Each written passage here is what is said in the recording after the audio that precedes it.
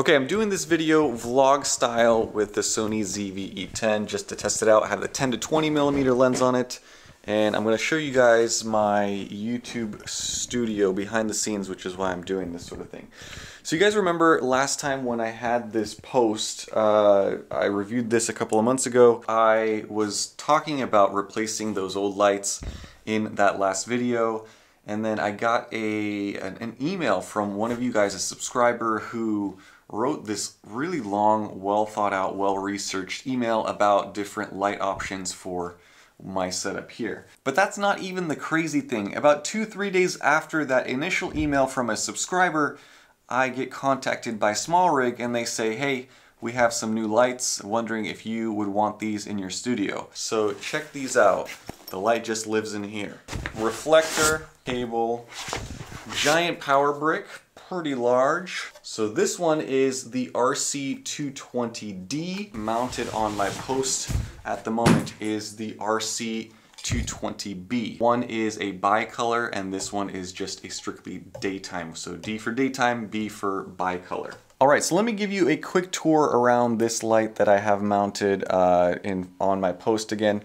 I have a giant reflector here that's pretty inexpensive. It's like a $70 piece. There is a release little switch here for the Bowens mount on the front. This is all metal, which is nice. So the mounting bracket at the bottom, it's very easy to rotate up and down, left and right. You can see that I can swivel this over to the other side, and basically I can point light in whatever direction that I want, and because I have it on a floating arm, it's very easy to adjust for me for YouTube videos. Now the screen on the back is very easy and simple to read and to use. You can see that it's plugged in. This is your intensity, so I typically keep this light at 5%, which is pretty incredible. Now you can also adjust the frequency that it's on. There are a bunch of built-in effects I'm not going to go through. The big thing with the bicolor light is you can adjust the color temperature, so I can increase it from, I believe it's it's less than that, 2700K all the way up to 6500K. So you go from kind of a dimmer yellow light to almost a blue hue. I tend to keep it at, what did I say, 4000 or 4600, I don't remember. But very simple to use, just two knobs and you can click them, you can hit reset. Power switches right here on the bottom. Hopefully you guys can see that. And then this is the cable that plugs into the power brick that goes into the wall. So it's a pretty simple light to use. It's also very, very compact, which is one of the reasons why I was so excited about this, because I was looking for something that was small that I could mount and not take up too much space in this small room. This construction is mostly plastic. It has a bunch of vents and radiators here you could see at the top. There is a built-in fan with this unit, but as you can tell right now, it is not on. Let's see if we crank up the intensity here to 100%. Will it turn on? Let's see. I guess we will wait and see. So far, nothing yet. I think it will work silently for a couple of minutes before turning on. But you can see just how bright this thing is. It is blinding. Oh, it's hard to look at. Insanely bright, very even and nice color. When you are at a distance of 1 meter with the reflector on, the max luminance is a whopping 84,500 lux. I can hear the fan just turned on, so take a listen to this.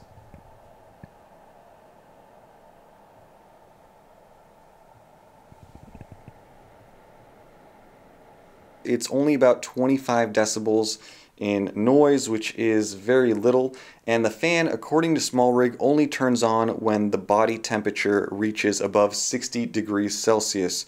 And so when you're using it at 7% like this, it usually never reaches above that unless you're outside. It's honestly very quiet. In fact, my Ninja 5, which is currently recording, that is louder than this light. I actually let my buddy borrow this light a couple of weeks ago, and he used it for, I think it was some sort of documentary style video, and he absolutely loved it. He said it was bright enough to light up his whole room with just one source, and he said it was so bright that most of the time he was bouncing it off of walls and ceilings because it was just too intense. So that is a very, very good thing. As far as color accuracy, this is TLCI 96 plus, CRI 95 plus. All that means is that this light is truly color accurate. The other cool thing about this light is that it has an app that you can use with it. So it connects via Bluetooth, and the cool thing is you can control this light from your phone 100%. So you increase the intensity, and you can also go into the effects, and there are all 9 of the effects. So if you want to simulate lightning, there you go. You just need to crank this up. But the other great thing about this light is that you can connect it via 2 different power sources. So you can plug it in like I have in my outlet at the moment, but you can also purchase this, which is a little V-mount battery pack. Now this connects up to a light stand, so it just has a clamp, and you connect this to your light and you have power on the go. So you don't necessarily need to be near an outlet. So if you're filming outside in the middle of nowhere, you can still use this light with a V-mount battery. I already mentioned this comes with the standard Bowens mount on the front. So this is what it looks like with the reflector. Look at that. But you can mount a ton of different Bowens mount adapter accessories onto this light, so versatility is at a very high level. I was waiting for the Amarans to come out. They were out of stock for months and months and months, and honestly I am not missing any features from that light. So I'd highly recommend that you guys check these things out. They are very budget friendly when you start shopping around for different LED lights for a studio like this. You'll see that they can get very, very expensive. As far as negatives, I'd say that there are maybe 2 small ones. Number one is you have no control over the fan. So unless you keep it at, you know, a low percentage where you know it's not going to turn on, it could turn on at any point in time. I know that there are other lights out on the market where you can control the fan by just turning on a feature where it just won't let you go up to a certain intensity. And the second thing is the power brick. It's a pretty big, heavy brick. For me, I just have it laying on the floor at the bottom of my post, so it's not really in my way. But if you are planning on mounting this to a light stand, then you'll need to figure out how to strap it and rig it in. But I really do like this light, and so I'll have some links down in the description below. Please check those out. Special thank you to SmallRig for helping my studio look a ton better. And I think that the light output, at least with this softbox diffuser, the fact that it's a much larger circle, is so much better. I will never ever go back to those cheap lights on the floor behind me. So that is it for this video. I hope you guys enjoyed it and you learned something. Let me know what your thoughts are. Let me know what your thoughts are about the ZV-E10. And I'm using a brand new Sony microphone mounted to it, so if the audio is terrible, let me know.